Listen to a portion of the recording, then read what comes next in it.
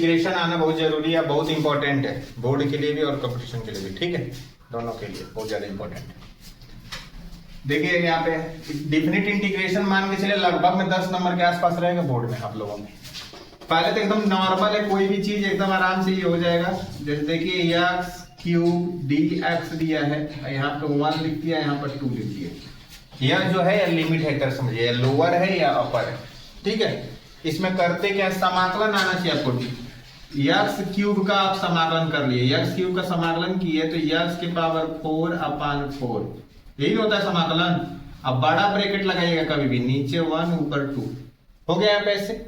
एक बार upper limit यहाँ पर रखते हैं, तो अपर लिमिट रखेंगे तो एक्स के जगह पे 2 के पावर 4/4 हो जाएगा बाबू, माइनस यहाँ पर 1 के पावर 4/4, एक बार टॉप ऊपर वाला एक बार नीचे वाला, एक्स की जगह पे जहां जहां एक्स होगा, ठीक है। 2 के पावर 4 मतलब हो गया 16/4, माइनस 1 के पावर 4 मतलब 1/4। कट पिट करना हो तो कर लीजिए, चाहे डायरेक्ट ही घटा दीजिए। 16 में से 1 घटा दीजिए 15/4 आंसर। समझ में आ रहा है कि नहीं? इसका नाम डिफिनिट इसीलिए ये भी समझ लीजिएगा, डिफिनिट चाहे निश्चित नाम क्यों है, इसलिए इसका नाम यह है क्योंकि इसका एक प्रॉपर वैल्यू आता है अंक में, ठीक है, वैल्यू आता है। अब पीछे जितना हम लोग किए उसमें एक्स में टी में ऐसे ही आंसर रुक जाता है। समझ में आ रही बातें, ठीक है। इस आधार पे एक क्वेश्चन है, उसको थोड़ा सा देख लेते हैं। एक क्वेश्चन दिया हुआ है 1 to 2 x square minus 1/x plus 1, यही है ना जी तुम्हारा? हाँ, ये अभिषेक बाबू का सवाल है, देख लीजिए। एक्स स्क्वायर का आप करेंगे तो बताइए एक्स के पावर 3/3 हो जाएगा कि नहीं? यह कहां से कहां तक चलेगा, 1 से लेके 2 तक। माइनस 1/x को बाबू लॉग एक्स बोलते हैं, लॉग एक्स होगा 1 से 2, और 1 मतलब कितना हो जाएगा एक्स, 1 से 2। अब एक एक पे काम करिए, यहाँ पे 2 रखेंगे x की जगह पे तो 1 का क्यूब अपान 3 होगा कि नहीं ऐसे, माइनस लगा के फिर उसके से 1 रखेंगे तो 1 का क्यूब अपान यहाँ पे 2, सॉरी चलिए यहाँ पर फिर से 2 तो log 2 माइनस x की जगह बस रखना है log 1, फिर प्लस x की जगह पे 2 माइनस 1, बस सॉल्व कर लीजिए। 2 का क्यूब मतलब हो गया 8/3 माइनस 1/3।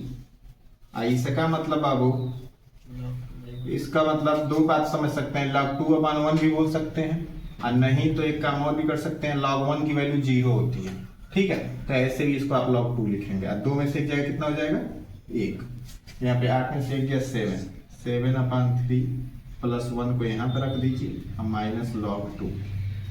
यहाँ पे इसको सॉल्व करेंगे तो बन जाएगा 10/3 माइनस log 2, यह इसका आंसर हो जाएगा, ठीक है। समझ में आ रहा है? ओके।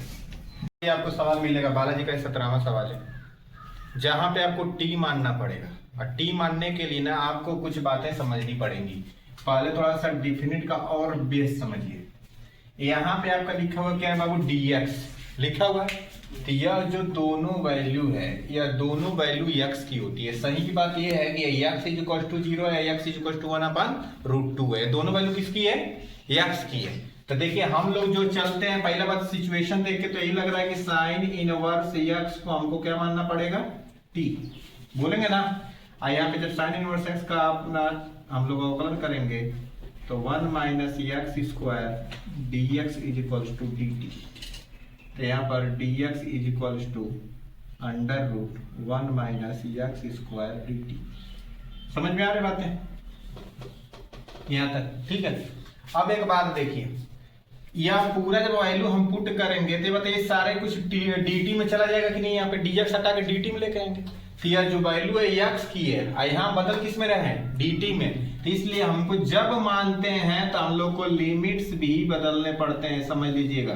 तो यहाँ पे लिमिट बदलना पड़ेगा, यह देखिए कैसे बदलता है। तो यहाँ पे जो मानते हैं आप इसको उल्टा लिख दीजिए, मन करे तो t बराबर साइन इनवर्स x लिख दीजिए, और t की वैल्यू आपको निकालनी होती है। तो t = एक बार नीचे वाले को रखिए, t बराबर 0 रखने पर पुट t = 0, और जब रखेंगे यहाँ पे t = नहीं सॉरी x की वैल्यू है ना वो, तो तो यहाँ पे टी की वैल्यू निकाले, t is equal to sine inverse 0।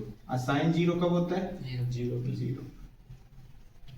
दूसरा बात, यक्स की वैल्यू है 1/√2, तो यक्स इज इक्वल टू लिखेंगे 1/√2 रखने पर। बस यही समझ लीजिए, पूरा बात ये खत्म। तो 1/√2 हो गया, तो t is equal to sine inverse 1/√2। 1/√2 होता है π/4 पे, होता है जी। अब चलिए वैल्यू सारा पुट करिए, लिमिट्स बदल गई, 0 के जगह पे 0 और 1/√2 के जगह कितना लिख देंगे? π/4। साइन इनवर्स x को हम क्या माने हैं? t माने। यहाँ पर 1 माइनस एक्स स्क्वायर के पावर 3/2 है, तो इसका मतलब होता है 1 माइनस एक्स स्क्वायर एक बाहर और एक अंडर रूट के अंदर, यही होता है इसका मतलब 3/2 का। और dx की जगह हम लोग लिखेंगे अंडर रूट में 1 माइनस एक्स स्क्वायर dt। यहाँ पे कैंसिल आउट हो जाएगा जी। अच्छा एक बात बताइए, आप लोग साइन इनवर्स यक्स बराबर क्या माने? टी माने कि नहीं? यक्स बराबर इसको आप साइन टी लिख सकते हैं, तो जहाँ यक्स है वहाँ पे साइन टी लिखिए, तो 0 से π/4 यहाँ पर t upon 1 minus sine square t dt। यहाँ पे 0 से π/4 t upon 1 minus sine square मतलब कितना हो जाएगा बाबू? cos square t dt। और 1 अपॉन cos स्क्वायर मतलब सेक स्क्वायर हो जाएगा जी, तो t into sec square t dt। इतनी बात समझ में आ रही है? ठीक है, इसको पहले नोट कर लीजिए तब आगे बताते हैं। चलिए यहाँ पे आप कैसे इसका करते हैं, हम लोग u इंटू भी लग गया, इसका कैसे समाकलन करेंगे? रूल कहता है भाई आइलेट के हिसाब से पहला वाला टर्म ये होगा, दूसरा टर्म ये होगा सेक स्क्वायर, पहला वाला बाहर हो जाएगा, ठीक है, दूसरे वाले का समाकलन करेंगे सेक स्क्वायर टी dt। यहाँ पे ला के हम लोग 0 से π/4 रख देंगे, फिर माइनस बड़ा समाकलन, तो यहाँ पे कहाँ पे चलना है? 0 से लेके π/4 तक, फिर पहले वाले का अवकलन, दूसरे वाले का समाकलन, पूरे का समाकलन, यही ना रूल है जी। अब यहाँ थोड़ा देखने वाली बात है, देखिएगा सेक स्क्वायर टी का जो समाकलन होता है कितना होता है? tan t होता है बाबू। तो t और tan t दोनों को एक में रख के तब लिमिट लाएगा, यह ध्यान से देखिएगा। जैसे यहाँ पे इसको बस नहीं रखेंगे, इसको भी अंदर करके तब हम रखेंगे लिमिट को, ठीक है। माइनस 0 से π/4 t का अवकलन 1 और सेक स्क्वायर टी का कितना हो जाएगा? tan t।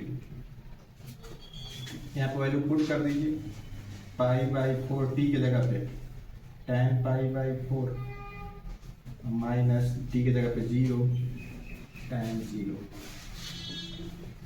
माइनस tan का log sec x होता है, तो log sec t हो जाएगा, और इसको रखेंगे 0 से लेके π/4 को।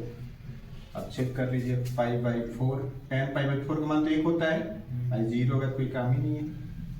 अब यहाँ पर वैल्यू पुट करिए, तो log sec π/4 minus log sec 0, यहाँ पर π/4 माइनस log sec π/4 का वैल्यू √2, ये होगा log 1, इसका log 1, तो log 1 का वैल्यू हो गया 0, तो यहाँ पर π/4 माइनस log √2 है ना बाबू, √2 के बताइए 2 के पावर 1/2 लिख सकते हैं जी, 1/2 आगे आएगा, π/4 माइनस 1/2 log 2, ठीक है, यही आंसर। ओके, ठीक है, थैंक्स।